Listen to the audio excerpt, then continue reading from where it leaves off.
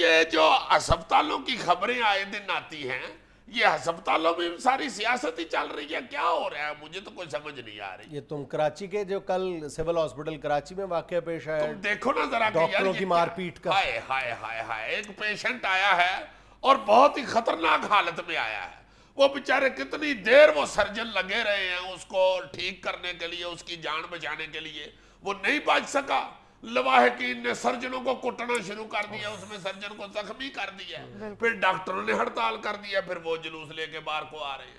کیا یار یہ تماشا لگا۔ ہفتہ 10 دن پہلے لاہور کے سروسز ہاسپٹل میں بھی ایگزیکٹلی یہی واقعہ ہوا، آئے روز یہ واقعات پیش آتے ہیں۔ اب تم دیکھو نا کہ ادھر جو واقعہ ہوا تھا سروسز ہسپتال میں، یہی ہوا ہے، ایک ایکسیڈنٹ شدہ بندہ آیا ہے بیچارہ۔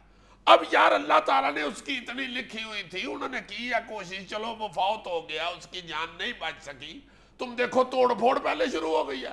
اس کے بعد شہباز شریف صاحب نے نوٹس لے لیا ہے، اور خدا کے واسطے کس طرف کو چل رہے پڑے ہوئے ہیں یہ وزیر اعلیٰ صاحب، شہباز شریف صاحب بھی اور دوسرے حکمران بھی، اتنوں کو اتنی سمجھ نہیں آ رہی، انہوں نے ڈاکٹر بالکل ہی نکرے ہی لگا دیا یار۔ پھر وہ ہڑتالیں کرتے ہیں، جلوس نکالتے ہیں، توڑ پھوڑ کرتے ہیں، پھر مریض ہائے ہائے کرتے پھرتے ہیں، پھر کہتے ہیں جی دیکھو ڈاکٹر کتنا ظلم کر رہے ہیں۔ اصل میں ہمارے حکمران اس ساری جو کیفیت ہے نا جس سے ہم گزر رہے ہیں، اس کی سنگینی کا اندازہ ہی نہیں ہے ہمارے حکمرانوں کو۔ کچھ عرصہ پہلے ہندوستان کی تمام ریاستوں میں ایگزیکٹلی یہی صورتحال تھی کہ باقاعدہ جو مریضوں کے لواحقین تھے وہ پیسے وصول کرنے کے لیے ڈاکٹروں کو مار پیٹ انہوں نے ڈاکٹروں کے ساتھ شروع کر دی تھی۔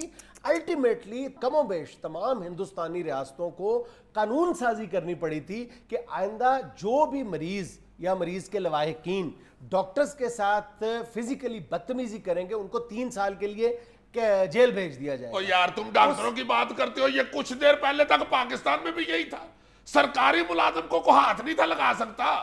مجھے بڑی اچھی طرح یاد ہے کہ گجرانوالہ چوک کے اندر ہے کسی ایک وہ ٹریفک پولیس والے کی وردی پھاڑ دی تھی ایک دو بندوں نے۔ تم یقین کرو، میں نام نہیں لینا چاہتا، بڑے بڑے گجرانوالے کے جو منسٹر تھے نا، وہ ایس پی کے ترلے کر کر کے مار گئے تھے۔ ایس پی نے کہا تھا میں نہیں چھوڑنا، اس نے میرے اہلکار کی وردی پھاڑی ہے۔ ہاں، کار سرکار میں مداخلت ایک بڑا جرم ہے، ہمارے قانون میں بھی ہے، اب لیکن تم قانون دیکھو پر عمل درآمد ہر دوسرے دن سرکاری ہسپتال توڑ کے اٹیں مار مار کے بیڑا غرق کر کے چلے جاتے ہیں لوگ، اور یہ نوٹس لے لیتے ہیں کہ یہ ڈاکٹروں کی نااہلی ہے۔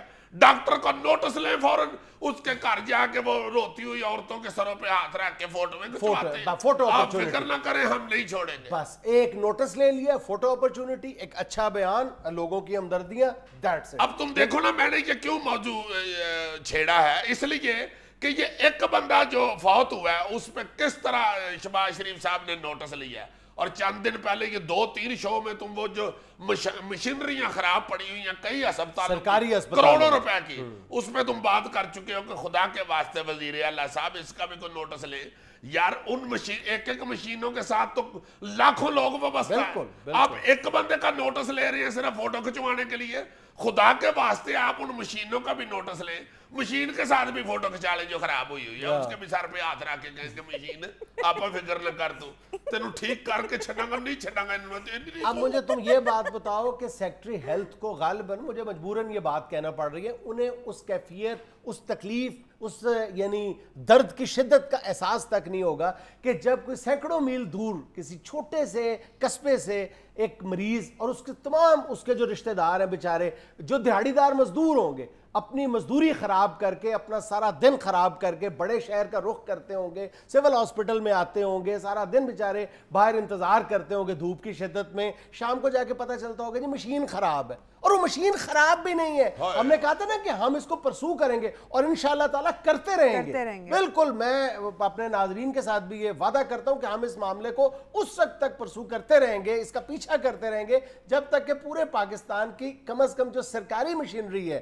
ہاسپٹلز کی، جو سرکاری ہسپتالوں میں مشینری موجود ہے، اس کا ایک ایک پرزہ ٹھیک نہیں ہو جاتا۔ اتنی خوفناک صورتحال سامنے آئی ہے، اس قدر شرمناک صورتحال سامنے آئی ہے کہ چند 100 روپے کا پرزہ اس میں پڑنا ہے۔ اب وہ پرزہ جان بوجھ کر دانستہ طور پر نکال دیا گیا۔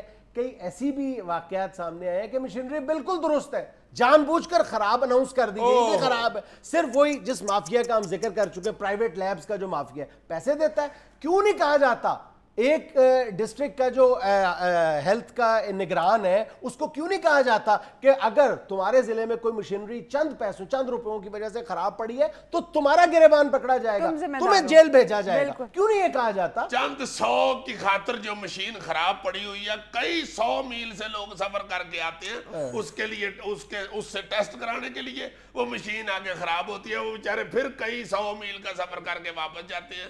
رستے میں لوگ مر رہے ہیں, کھجل ہو رہے ہیں.